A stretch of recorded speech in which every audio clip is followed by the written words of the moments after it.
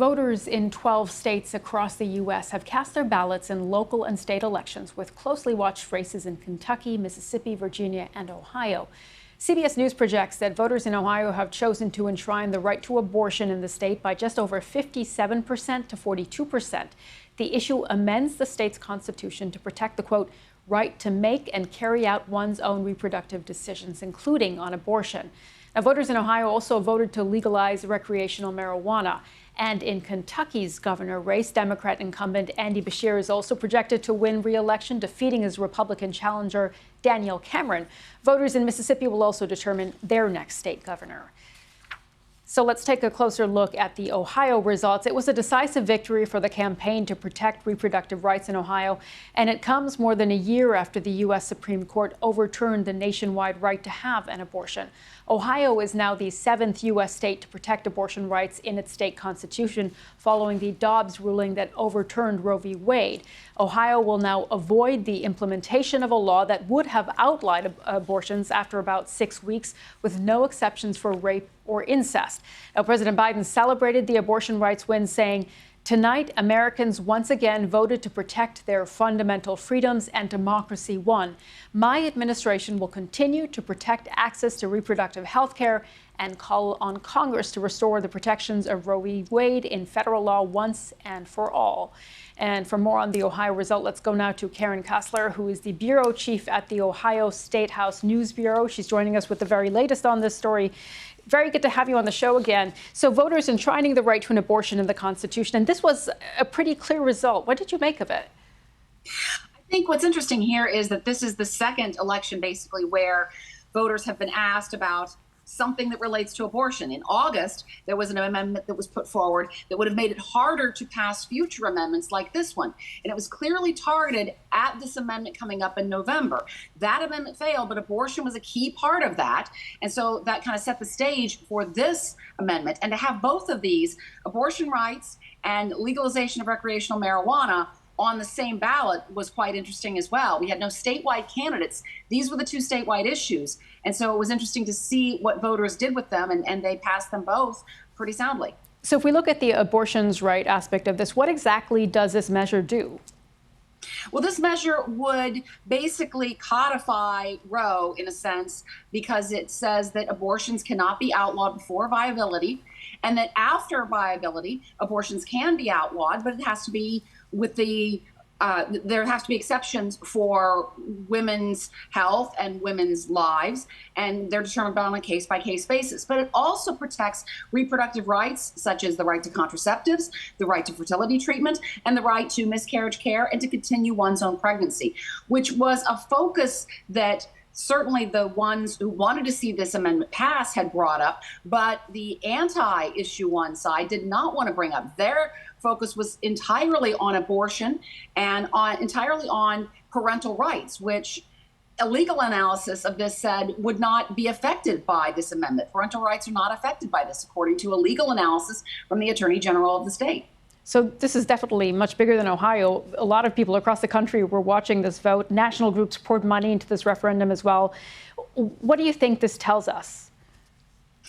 I think it's probably too early to project what it tells us about an election a year from now. But one thing it does tell us is that Republicans are still very committed to this issue of abortion. The Senate president and the House Speaker, the legislative leaders, have both said tonight, just after these votes were delivered, that they want to put another abortion-related amendment before voters. So clearly, Republicans feel that this is an issue that they want to continue to campaign on. Democrats, of course, on the other side, feel that it's an issue they want to campaign on because they've certainly been able to bring a win here. Do you think there's something that Democrats on the national level can take away from what we saw in Ohio? Well, Ohio has been a very, very red state, and that's part of the reason why this is really significant. Ohio has been dominated by Republicans basically since for almost a decade now. And so as Democrats look forward in Ohio to an election next year, U.S. Senator Sherrod Brown, a Democrat, is on the ballot next year. And obviously the presidential campaigns are coming up. They're going to be looking at Ohio as potentially a state that could maybe move back into a swing state category. Ohio used to be a swing state, but it hasn't been for almost 10 years. Yeah, that's right. And so do you think that we're going to see abortion rights really take center stage moving into 2024 as a key issue that Democrats in particular try to highlight?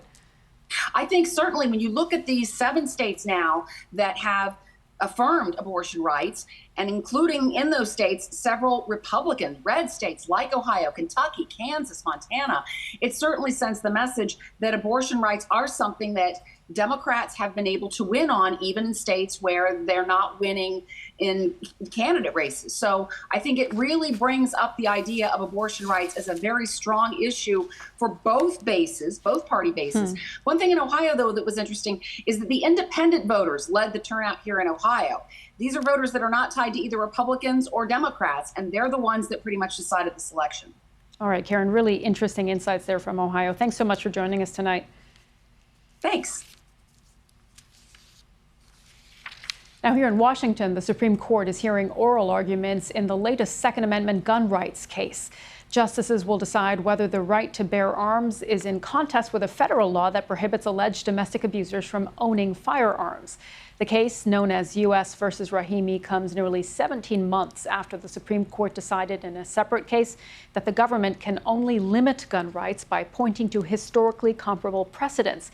That historical precedence test has caused confusion in lower courts, where some have invalidated widely accepted gun restrictions. U.S. versus Rahimi gives the nation's top court its first opportunity to clarify how lower courts should apply that reasoning, and it could have wide-reaching implications beyond domestic abuse cases. Outside the court, about 250 people rallied for gun safety and domestic violence prevention. The court's case comes as the U.S. continues to grapple with a rise in mass shootings, including the most recent in Lewiston, Maine. Earlier, I discussed the implications of this case with Amy Howe, a reporter at SCOTUS blog. We talked a little bit about what this case is all about, but can you explain the lead up to this historical precedence test?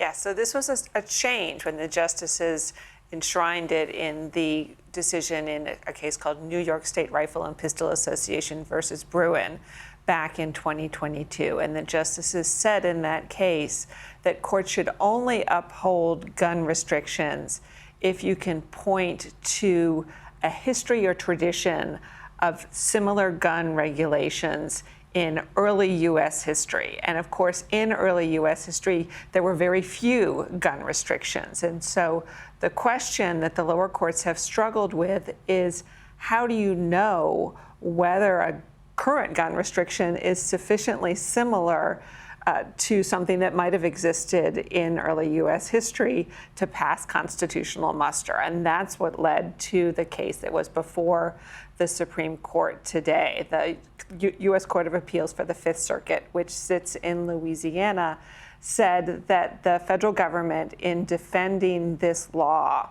which prohibits someone who is the subject of a domestic violence restraining order from having a gun, couldn't point to an analogous restriction in early U.S. history, and therefore the law could not stand. And the Biden administration said, well, of course, you can't look at something at that specific a level, because in early U.S. history, domestic violence wasn't regarded as a problem. Certainly, right. You have to look at a higher level of generality.